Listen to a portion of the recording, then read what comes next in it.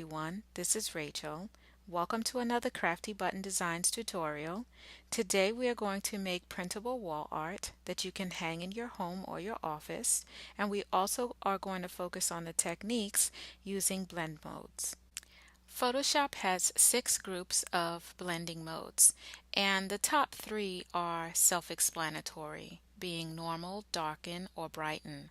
However, the bottom half, conditional, mathematical, and the HSV principle are typically less often used groups of blend modes.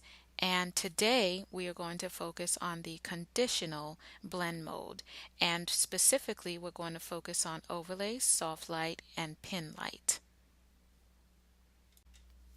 Conditional blend modes are sort of the best of both worlds because they are actually combining 2 different blend modes to formulate the end result. And so basically the blend mode that is being used depends on the brightness of either the base layer or the blend layer.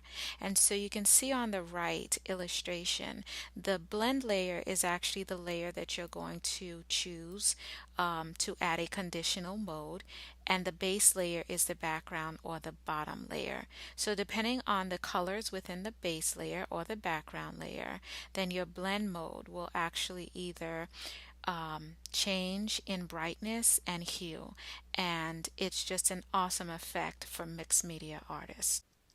I'm going to begin by opening my first pattern paper and going to image size to change it to an 8" by 8" piece of paper.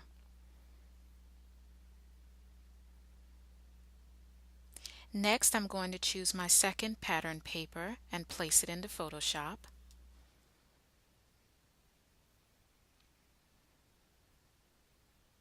And I'm going to change the blend mode to soft light. Next, I'm going to bring in my overlay. And I'm using this for a touch of color on the page because so far it is just a medium to white light gray, and I want to bring in more color. Next, I'm going to bring in another pattern paper with the hexagon shapes for some added dimension and texture. And then I'm going to change the blend mode on that page to pin light. And this is going to give me a muted effect.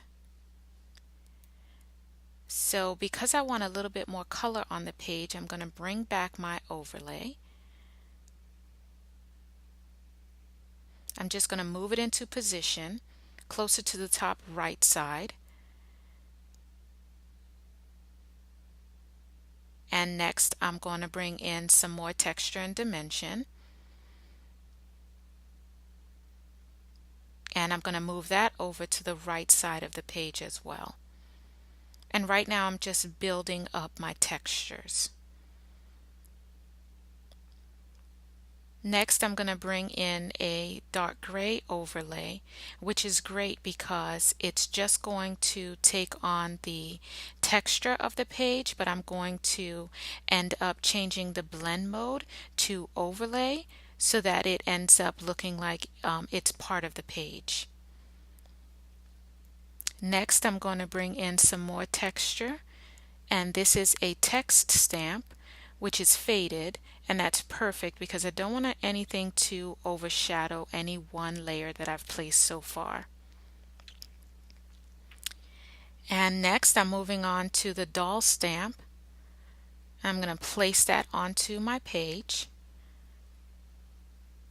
And I'm just going to quickly move her into position just so I have a sense of where she's going to be, but you'll see that later on I end up resizing her to fit exactly.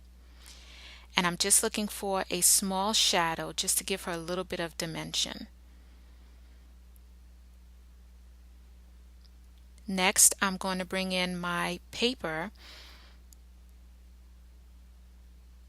and this is a beautiful paper that has a lot of word art and interest, and because I just want to focus on the quote that I want to use, I'm actually going to end up deleting the bottom half of the paper. And so I'm just using my marquee tool and selecting that and hitting the delete key.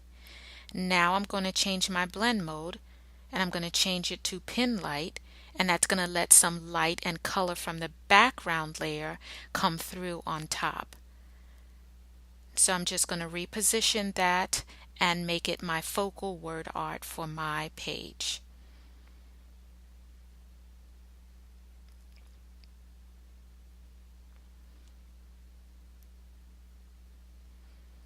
And because I have my focal word art in place, I can now reposition the doll stamp and resize her a bit just to make sure that she fits proportionate to everything else on the page. And finally, I'm going to add a stitched border for just some more interest. And this is a beautiful double stitched border. And so I'm just resizing that.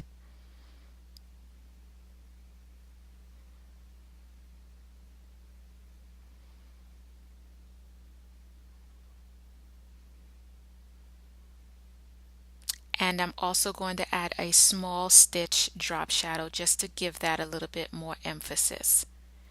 So I now printed the page using 8.5 by 11-inch photo mat paper. I prefer specialty photo mat paper to make sure that the print quality is the best. If you're using copy paper, it tends to make your prints look dull and flat. And so now you can see the final photos of the printed wall art.